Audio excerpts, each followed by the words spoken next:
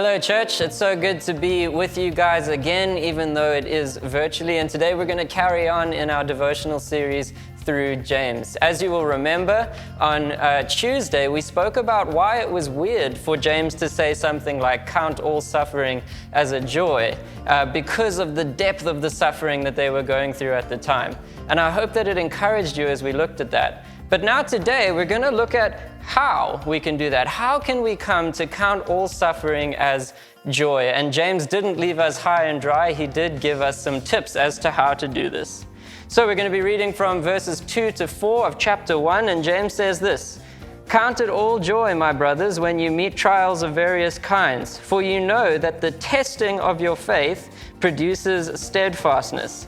And let steadfastness have its full effect, that you may be perfect and complete, lacking in nothing." And now we may read this and our first thought might be, oh cool, so not only am I in lockdown, but God's testing me. God's got a little check sheet and he's making sure that I'm doing everything right, that I'm not getting angry, that I'm not getting frustrated. Every time I get annoyed, God's going to put a mark against my name. But that's actually not what the word testing means in this context.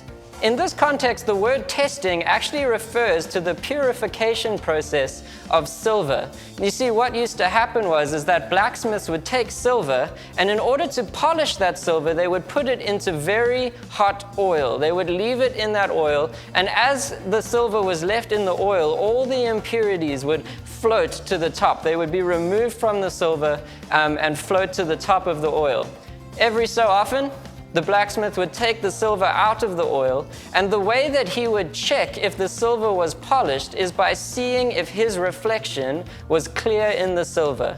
And so he would do that until he could perfectly see himself in that silver as though it was a mirror. And this is what this verse is speaking about. In times of suffering, our faith, like the silver, is placed into the hot oil of suffering. And as we find ourselves in the hot oil of suffering, all of our impurities are taken away from us. In suffering, our sin is challenged. In suffering, our selfishness is revealed and it floats away. It's taken away from us.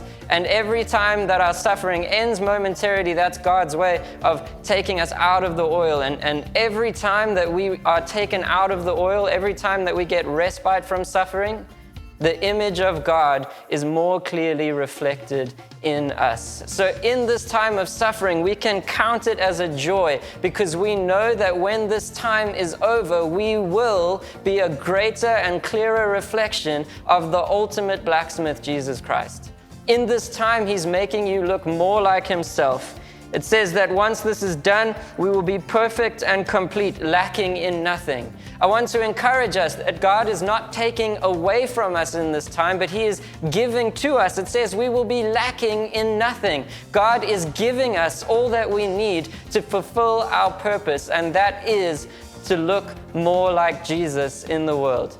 You see, when it says that we will be perfect and complete, it is speaking to the idea of shalom. Shalom means that we are being redeemed and made into what we were created to be, and that is images of Jesus. So take heart, brothers and sisters. In this time, God is not wasting our time. God is not using this time flippantly. He is using it to make you look more like Jesus, and what a joy it is to look more like Jesus. We will see you guys again next week, and I really hope that this has comforted you and given you joy. I love you and I miss you. Thank you.